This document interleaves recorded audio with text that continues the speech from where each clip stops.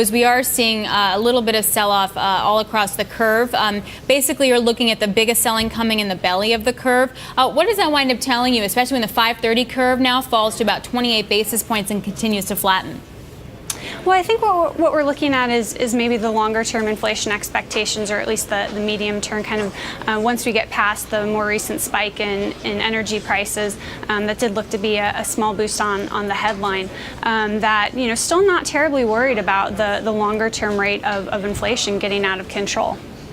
So, Sarah, I'm really curious about the meeting that we'll hear the results of tomorrow with the Fed. They're going to announce their decision. And the big question is 3 versus 4 this year. How will the Fed decide that? What in these numbers might push it in one direction or the other? Yeah, so I think we're in the camp of 4 hikes this year, and that's really coming from the fact that we have seen inflation pick up a little bit faster than what the Fed has been outlining. So we think core PCE can get up to 2% by the end of the year. The Fed's at 1.9, and we think it'll probably hit 1.9 when we get the May numbers for PCE. And so when we look at their expectations for inflation, we think that kind of tilts us towards 4. Also, when you factor in just how tight the labor market is. By many indicators, we're looking at the labor market as tight as it's been in 30 years. And so it does seem like more wage pressures are coming down the pike. Businesses don't necessarily they don't necessarily wait around to raise prices in that environment. They like to get out ahead of that.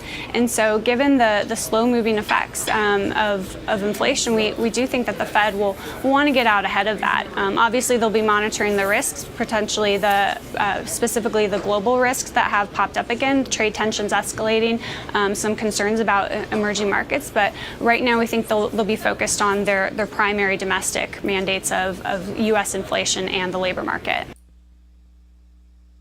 What's your take on? So it's really important to pay attention to this because it seems like the Fed kind of controls this, and in a way, I do feel like the Fed has kind of control of the price of cryptocurrency, because if they continue to raise the interest rates, I feel like it's going to be a catalyst to really bring up cryptocurrency prices. And obviously, if there's inflation, cryptocurrency is obviously as a commodity going to go up. So now if they decide to lower rates or to not continue to raise the rates, then I can see the crypto market staying a little flat.